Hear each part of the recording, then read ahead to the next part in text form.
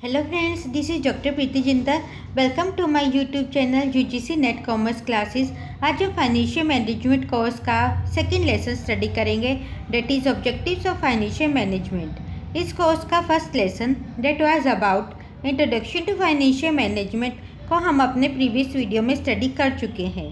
उस वीडियो में हमने ये स्टडी किया था कि फाइनेंशियल मैनेजमेंट क्या होता है, इसकी नेचर क्या है, इम्पोर्टेंस क्या है और स्कोप क्या है। आप में से जो भी लोग उस वीडियो को देखना चाहते हैं वह लिंक मेरे डिस्क्रिप्शन बॉक्स में जाकर चेक कर सकते हैं। लिंक मैंने डिस्क्रिप्शन बॉक्स में दिया हुआ है। चलिए आगे बढ़ते हैं। इस लेसन को शुरू करने से पहले आप में से जो भी लोग मेरे चैनल पर नए हैं वह चैनल को सब्सक्राइब कर लीजिए ताकि आपको आने वाले मेरे सभी नए वीडियो की नोटिफिकेशन मिल सके। चलिए बिना किसी देरी के सेकंड लेसन शुरू करते हैं, ऑब्जेक्टिव्स ऑफ फाइनेंशियल मैनेजमेंट। इस लेसन में हम ये स्टडी करेंगे कि एक फाइनेंशियल मैनेजर को बिजनेस से रिलेटेड फाइनेंशियल डिसीजन लेते समय किस ऑब्जेक्टिव को सबसे ऊपर अपने माइंड में रखना चाहिए, किस ऑब्जेक्टिव को देखते हुए ही एक फाइनेंशियल मैनेजर को बिजनेस से रिलेटेड सभी फाइनेंशियल डिसीजन लेने चाहिए।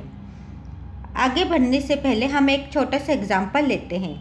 मान लीजिए आप एक नया घर खरीदना चाहते हैं। उस घर को खरीदने के लिए आपके माइंड में बहुत सी बातें चलती हैं कि वह घर कितने का आएगा, उसकी कॉस्ट आपके बजट के अकॉर्डिंग होगी या नहीं, वह घर कैसा बन रहा है, पुराने टाइप का है या मॉडर्न टाइप का है, उसका आस पड़ोस कैसा है। इन सब बातों के अतिरिक्त आप सबसे ऊपर अपने माइंड में अपने बच्चों की सेफ्टी और वेलफेयर को देखकर ही आगे बढ़ेंगे। ये डिसाइड करेंगे कि आपको नया घर खरीदना चाहिए या नहीं। अगर आपको ऐसा लगता है कि जहां आप शिफ्ट करने जा रहे हैं वहां पर आपके बच्चों की सेफ्टी रहेगी, उनको अच्छी एजुकेशनल फैसिलिटी मिल पाएंगी, उनको अच्छी ट्रांसपोर्टेशन फैसिलिटी मिल पाएंगी, तभी आप ये डिसाइड करेंगे कि आपको नया घर खरीदना चाहिए। अगर आपके बच्चों की सेफ्टी या वेलफेयर वहाँ पर नहीं है तो आप उस घर को खरीदने का डिसीज़न नहीं लेंगे, चाहे वह घर आपको कितना ही सस्ता क्यों ना मिल रहा हो। इसका मतलब ये हुआ कि आपके माइंड में सबसे पहला ऑब्जेक्टिव है आपके बच्चों की सेफ्टी और वेलफेयर। इसी तरह आगे हम देखेंगे कि एक फाइनेंशियल मैनेजर के माइंड में सबसे पहला ऑब्जेक्टिव क्या होता है जिसको लेकर वह सभी फाइनेंशियल डिसीज़न लेता है। सबसे पहले हम ये समझ लेते हैं कि ऑब्जेक्टिव का क्या मीनिंग है। Objective serves as yardsticks against which financial manager can evaluate financial decision taken by him in the interest of business. Objective एक ऐसा मापदंड है जिसके आधार पर फाइनेंशियल मैनेजर यह मूल्यांकन करता है कि उसने बिजनेस के हित में जो भी फाइनेंशियल डिसीजन लिए हैं वह सही हैं या नहीं। मान लीजिए आप यह ऑब्जेक्टिव लेकर चलते हैं कि आपके अकाउंट्स में 90% मार्क्स आने चाहिए। अगर आपके मार्क्स 60% आते हैं तो आप यह कहेंगे कि आपने अच्छी परफॉर्मेंस नहीं की। आपका ऑब्जेक्टिव 90% का था लेकिन आपके मार्क्स आए हैं 60%, जो कि ऑब्जेक्टिव से काफ़ी कम है। इससे आप यह देखेंगे कि आपकी कमी कहाँ रह गई। क्या आपने अच्छी प्रेजेंटेशन नहीं की पेपर में, या आपने अच्छी रिवीजन नहीं की, या कुछ ऐसे चैप्टर आपने छोड़ दिए जो कि इम्पोर्टेंट थे। अगर आपके मार्क्स 90% से ज़्यादा आते हैं तो आप यह कहेंगे कि आपने अपना ऑब्जेक्टिव अचीव कर लिया, आपने एग्ज़ाम में अच्छे मार्क्स सिक्योर किए हैं, अच्छी परफॉर्मेंस की।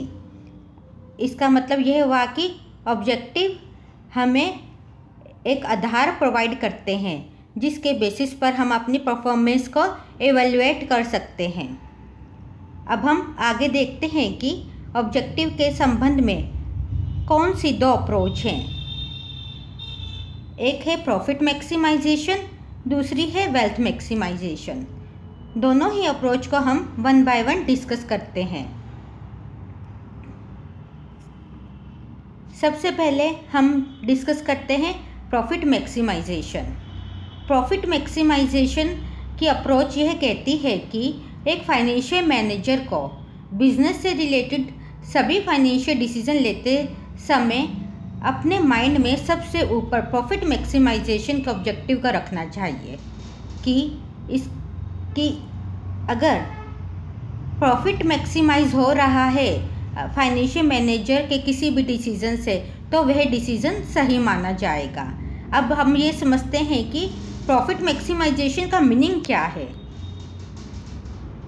इकोनॉमिस्ट के according profit can be maximised when the difference of total revenue and total cost is maximum. Economist ये कहते हैं कि प्रॉफिट को हम तब मैक्सिमाइज कर सकते हैं जब हमारी टोटल कॉस्ट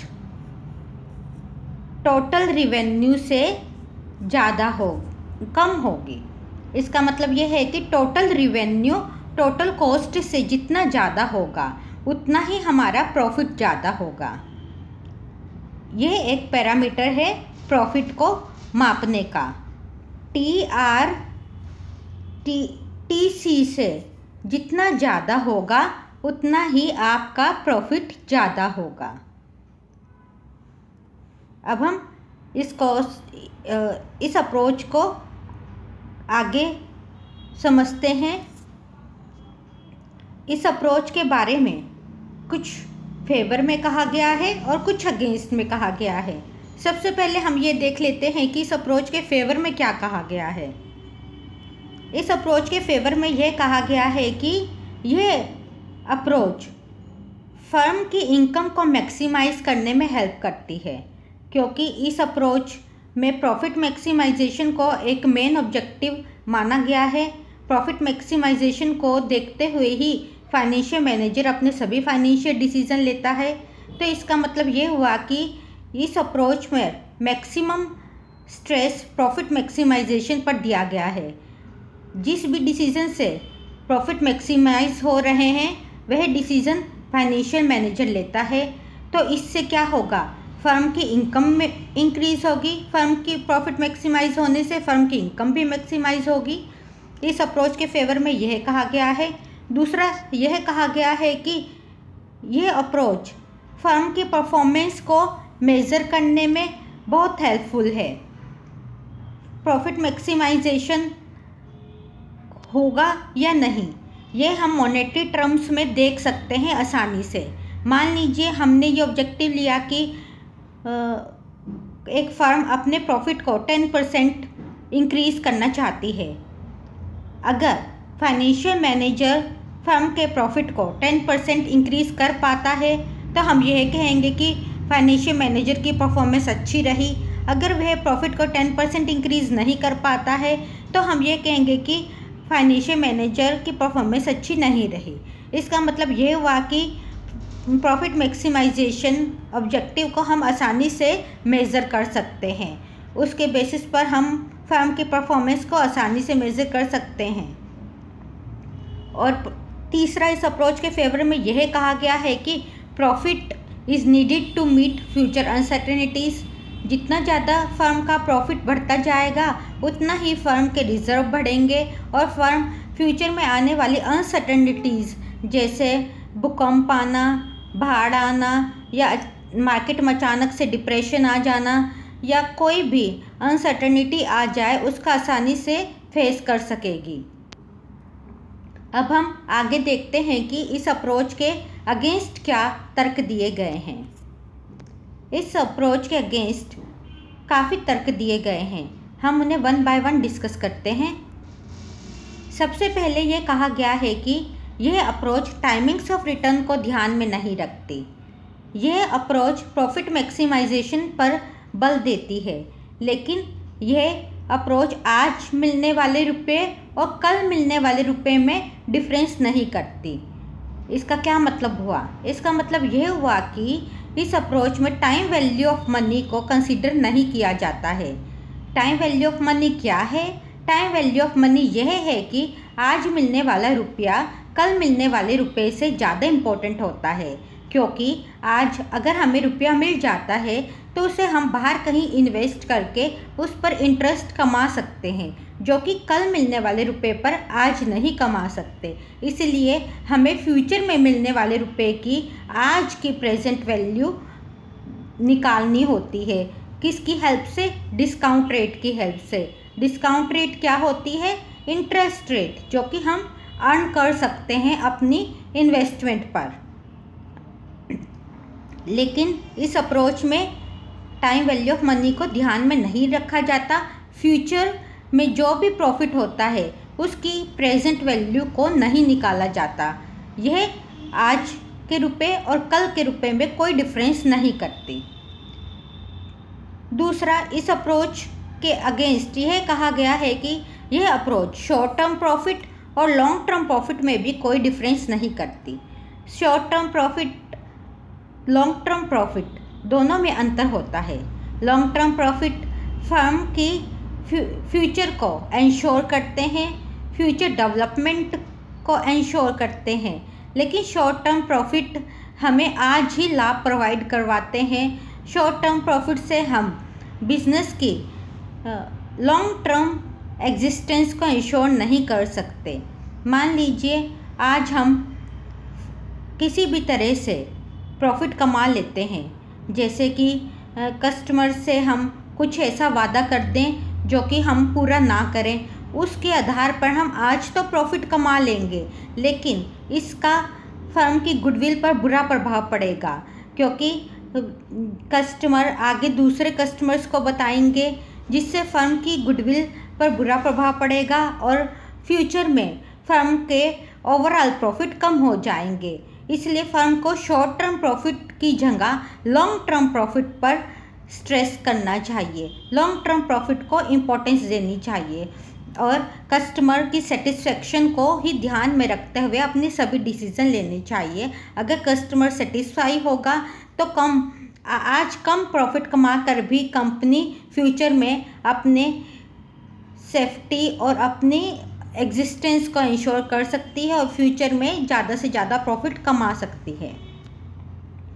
इस अप्रोच के अगेंस्ट यह भी कहा गया है कि यह अप्रोच सिर्फ ओनर्स के इंटरेस्ट को ध्यान में रखती है, दूसरी पार्टीज़ जैसे एम्प्लॉइज़, कस्टमर, गवर्नमेंट के इंटरेस्ट को ध्यान में नहीं रखती। जबकि एक अच्छी अप्रोच वह अप्रोच है जिसमें बिजनेस से रिलेटेड जितनी भी पार्टी होती हैं, जैसे एम्प्लॉइज़ हैं, कस्टमर्स हैं, गवर्नमेंट, सोसाइटी, सभी को सेटिस्फेक्शन मिलनी चाहिए।